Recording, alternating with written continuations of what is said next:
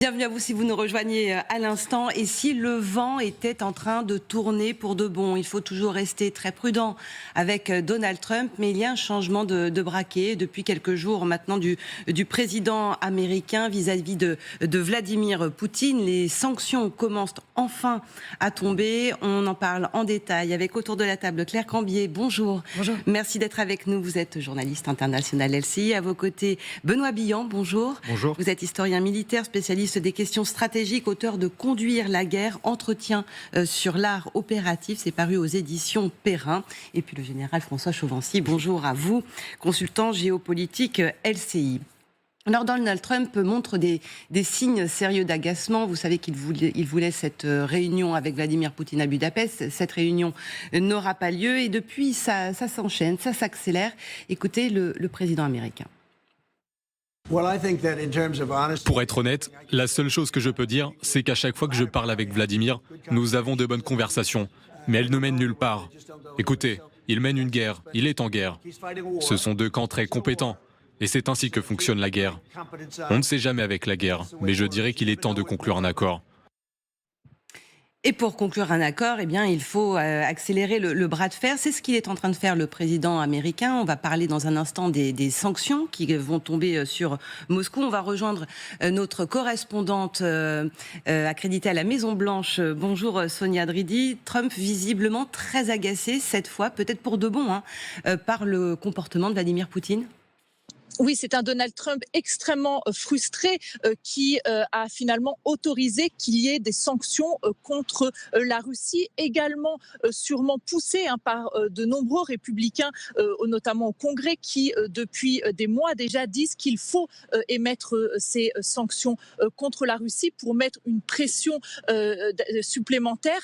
Jusqu'à présent, Donald Trump disait que ces sanctions allaient l'empêcher de continuer à faire de la diplomatie. Il a vraiment été très hésitant. Il a repoussé au maximum ce moment où il allait devoir mettre en place ces sanctions. Et un officiel américain a confirmé que c'est vraiment après l'appel lundi entre le secrétaire d'État américain Marco Rubio et le ministre des Affaires étrangères russe que Donald Trump a décidé de hausser le ton en quelque sorte. On a bien vu qu'après cet appel, il a suspendu la rencontre qui devait avoir lieu avec Vladimir Poutine à Budapest. En fait, pendant cet appel, les Russes ont clairement communiqué qu'ils ne voulaient pas, qu'ils rejetaient l'appel au cessez-le-feu de Donald Trump. Et là, Donald Trump a vraiment été extrêmement frustré, même si on ne le sent pas totalement découragé, puisque hier encore, il dit qu'il est persuadé que Vladimir Poutine veut toujours la paix. Merci beaucoup Sonia Dridi en direct de la Maison-Blanche pour vos précisions. Claire Cambier, il y a eu un déclic effectivement, comme le disait Sonia, peut-être cette réunion à laquelle il tenait avec Vladimir Poutine qui devait avoir lieu à Budapest, qui n'aura pas lieu. Ça engendre une frustration. Est-ce que ce nouveau revirement pourrait tenir ? C'est une question difficile, évidemment, mais c'est celle que... En tout cas, on sent vraiment une inflexion. Oui. On attendait depuis le mois de janvier que Donald Trump mette un peu plus de pression sur la Russie. Ça vient enfin. On le voit, il est frustré. Il a bien vu au sommet en Alaska que ça n'avait rien donné. Il avait repoussé ces sanctions en espérant que la voie diplomatique fonctionnerait. Là, il tape un peu du poing sur la table. Alors, ce sont des sanctions qui sont importantes, qui sont sur les deux gros groupes pétroliers russes, publics et privés. Ça reste limité. Évidemment, puisque ça va être un gel des avoirs aux États-Unis, ça empêche les entreprises américaines de faire du commerce avec ces entreprises, ça ne bloque pas entièrement ces sociétés bien évidemment, mais c'est un premier pas, sachant aussi que les Européens suivent avec un 19e paquet de sanctions cette même semaine. Il y a donc un peu plus de pression en tout cas qui est exercée contre la Russie. Il commence à changer, Benoît Billan, selon vous, Donald Trump. Bon, on est habitué à ces volte-face, à ces revirements. C'est pas la première fois qu'on dit tiens, est-ce que il change vraiment de braquet ? Mais le fait que les sanctions, qu'on va voir en détail dans un instant avec Adi, commencent à tomber, est-ce que c'est le signe d'un changement? Je ne crois pas qu'il y ait de changement fondamental. Je pense que c'est une tactique de négociation. C'est-à-dire que Donald Trump a essayé la carotte, le sommet en Alaska. Il a laissé un petit peu miroiter le bâton qu'auraient été les livraisons de Tomahawk, même si tout le monde savait que c'était pas vraiment crédible. Et puis là, comme il voit que ça n'aboutit à rien finalement, il essaye de rajouter un peu de pression pour essayer de continuer dans la négociation. C'est pour garder aussi peut-être un peu la face, non ? Et c'est pour aussi ne pas perdre la face, très certainement. Je veux dire, il a besoin de... Donald Trump, il a une ligne politique qui est « je suis celui qui va ramener la paix ». Donc il l'a mis en scène au Proche-Orient, il aimerait le faire aussi en Ukraine. Donc il est obligé d'une certaine manière de garder le contact avec les Russes. Il ne peut pas jouer la rupture, en tout cas pas encore, c'est pas le moment, mais il est obligé en revanche d'essayer de faire avancer sa ligne qui est celle d'un gel du conflit, ce dont évidemment les Russes ne veulent pas puisque c'est pas la paix qui les intéresse, c'est la victoire. Et donc en fait, la capitulation de l'Ukraine. Ouais. Général François Chauvency, il y a quand même un signe, un changement chez Donald Trump où c'est un peu... Pardon ? Oui, jusqu'à aujourd'hui. Oui, c'est bien ce que j'avais compris. Maintenant, je ne suis pas certain que ça n'aille pas plus loin que d'habitude. Ah. Voilà. Parce que quand même, il y a un contexte, tout ce qui vient d'être évoqué, donc je ne vais pas en rajouter. Je dirais simplement qu'il veut que la guerre se termine. Oui, c'est pas bon pour les affaires. Effectivement, je pense qu'il va être un petit peu agacé, même plus que ça, par l'attitude de Vladimir Poutine, qui l'a mené en bateau sans aucun doute. Mais aussi, je pense que Trump le savait. Parce qu'en fait, on est à peu près dans les 50 jours dont on nous avait parlé au mois d'août pour résoudre le conflit. Donc finalement, comme Poutine n'y est pas arrivé, on remet les pendules à zéro et du coup, on peut relancer un nouvel élan. Maintenant, du côté, effectivement, il y a une convergence finalement des sanctions, convergence donc des sanctions américaines et des sanctions européennes, dont on va sans doute parler dans quelques instants. Oui. Donc effectivement, il y a un contexte économique pour atténuer la puissance de la machine de guerre russe. Et je reviens, le mot qui est important, qui a été dit il y a quelques instants, c'est ce que recherche Poutine, c'est la victoire. La question est de savoir quel prix est-il prêt à mettre pour la victoire et est-ce qu'il a encore les moyens de payer le prix. Et ça, c'est une autre question. Alors justement, Kady, ça représente quoi exactement ces sanctions et qui est visé ? Alors justement, oui, Claire l'évoquait à l'instant, ce sont deux géants de l'industrie pétrolière russe qui sont dans le viseur des États-Unis, Rosneft et Lukoil. Vous les voyez donc à l'image, ces compagnies qui financent donc en grande partie la machine de guerre du Kremlin. C'est pas moi qui le dis, ce sont les propos de Scott Bessent, le secrétaire américain au Trésor. C'est ce qu'il a dit il y a quelques heures. Et Rosneft, par exemple, ça représente la moitié de la production pétrolière russe, vous voyez, et 6% de la production mondiale. C'est pas rien. Lukoil, de son côté, s'occupe en fait de l'exploration, de la production, le raffinage, la commercialisation, la distribution du pétrole et du gaz en Russie, mais aussi à l'international. À elles deux, ces deux entreprises, vous le voyez, représentent un peu plus de 3 millions de barils par jour, barils de pétrole. Deux mastodontes donc qui sont désormais pénalisés par les États-Unis. Dans quelle mesure ? Oui, alors Claire le disait tout à l'heure, effectivement, on parle de gel des actifs. Alors de ce que je sais, donc c'est en gros l'argent, la propriété, les investissements seraient bloqués, en tout cas officiellement. Ces entreprises donc ne peuvent plus y accéder, ne peuvent pas en l'état les utiliser ou les transférer. Rien que pour le pétrole russe, je voudrais que vous regardiez ce petit graphique. Vous voyez, ça, c'est ce que représente la répartition de l'exportation de pétrole russe. Vous voyez que l'Inde et la Chine sont les deux principaux acteurs, les deux principaux clients de la Russie. Ce sont en plus les deux pays les plus peuplés, autant dire que c'est une masse financière non négligeable. Un constat clair, les États-Unis n'y figurent pas, ou en tout cas c'est une part infinitésimale. Ça, c'est très intéressant. C'est qu'ils ne se contentent pas de dire on n'achète pas votre pétrole.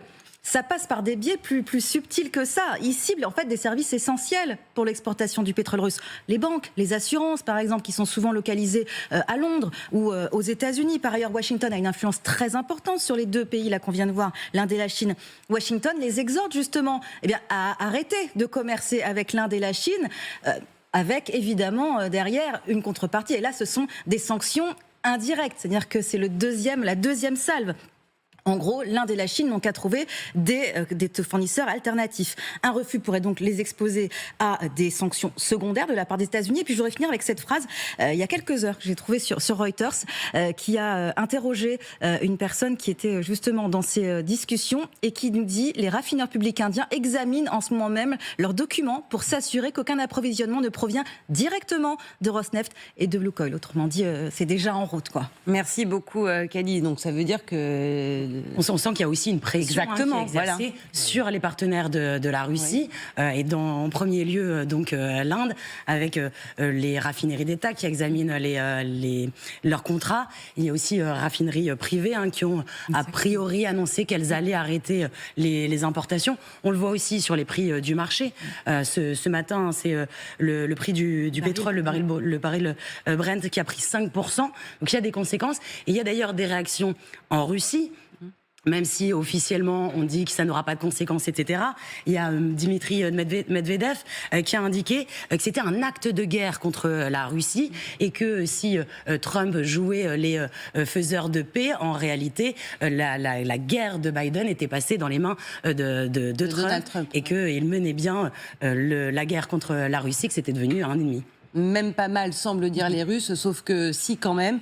On en parle dans un instant, on y revient justement sur la réaction, entre autres, des Russes à ces sanctions américaines, mais également sanctions européennes. Vous restez avec nous dans LCI Direct, à tout de suite.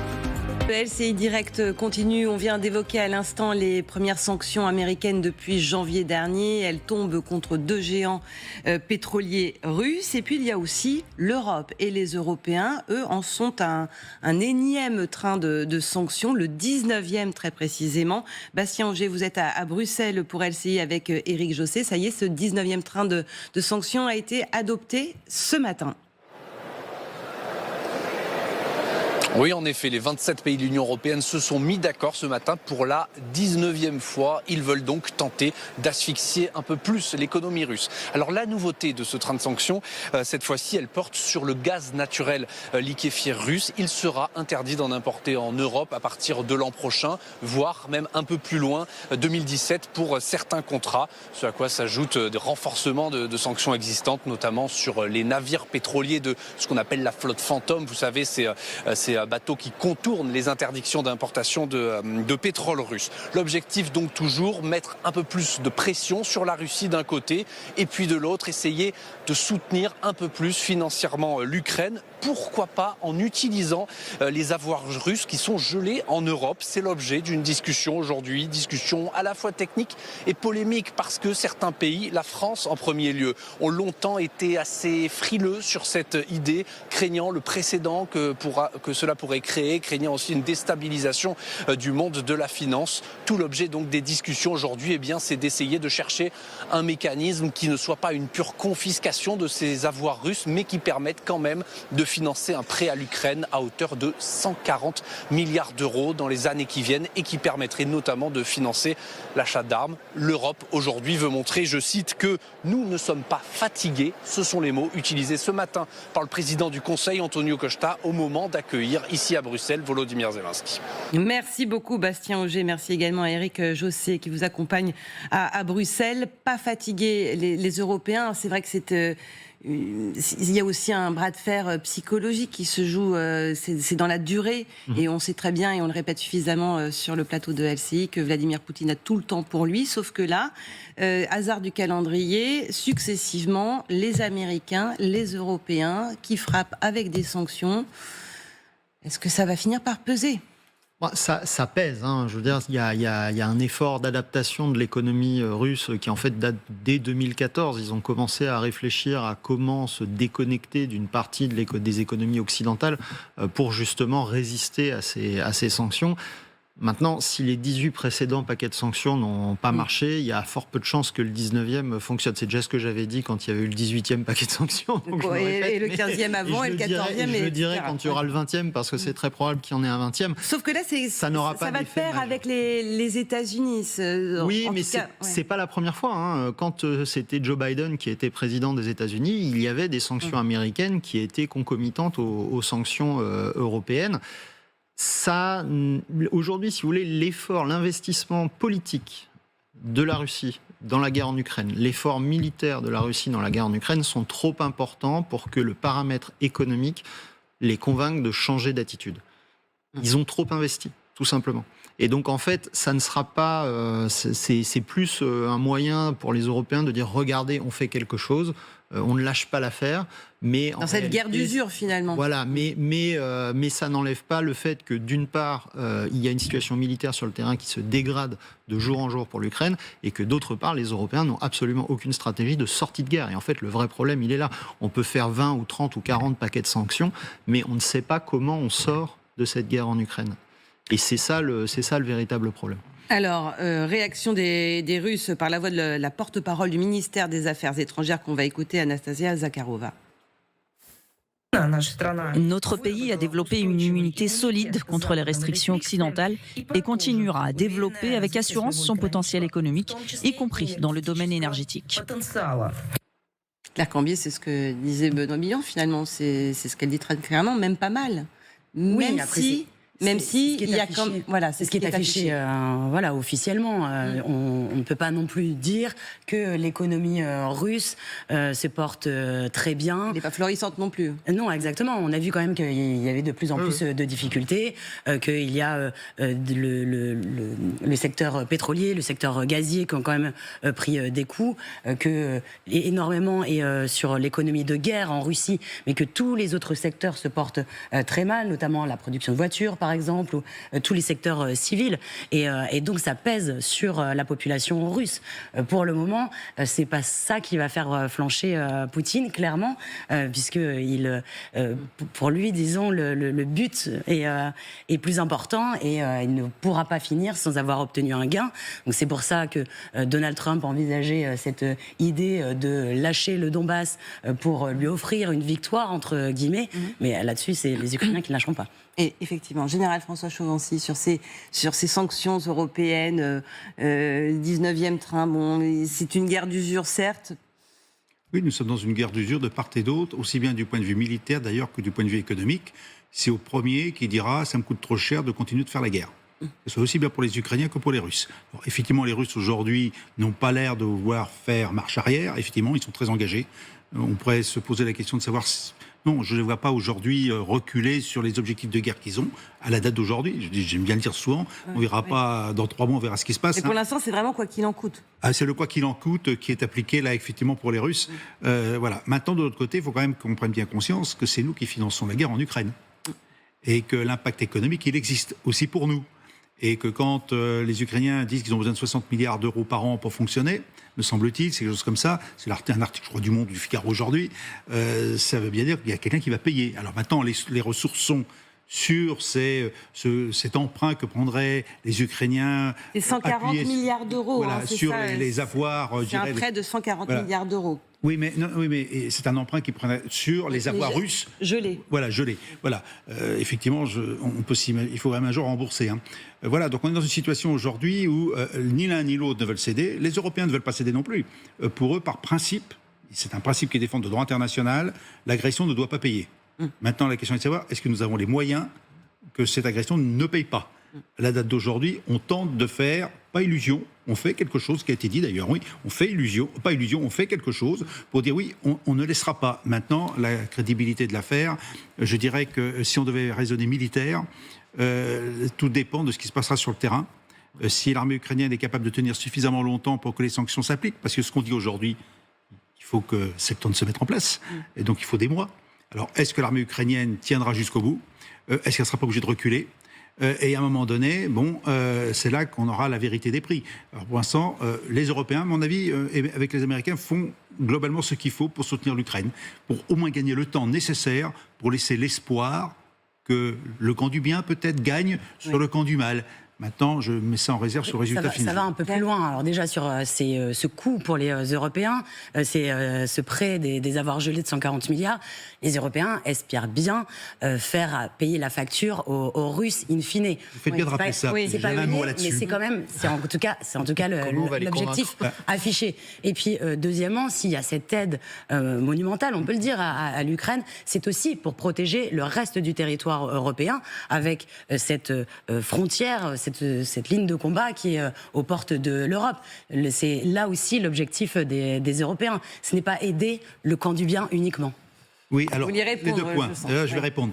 D'abord, dans l'histoire, c'est rare qu'un pays qui serait en mesure de gagner militairement paye des indemnités de guerre à un pays qui l'aurait vaincu. C'est là la difficulté. Voilà.